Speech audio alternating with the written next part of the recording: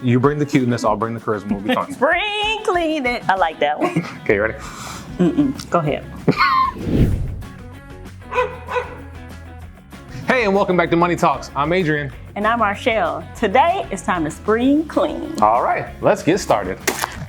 No, silly, our finances. I feel like you're talking about my subscription services. Yes, Netflix, Hulu, Prime, Pandora, and the list goes on and on. And if left unchecked, it can leave your finances tighter than your shirt.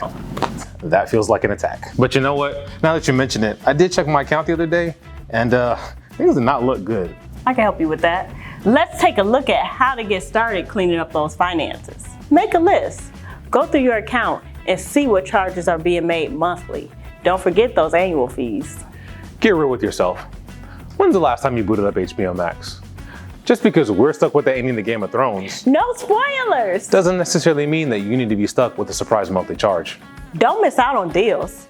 A lot of companies are using streaming services as perks. Discounts can also be found for students, teachers, and first responders. So now that we've cleaned up your finances just a little bit, That means more cash for what you want to do. maybe like paying off those credit cards we talked about last time.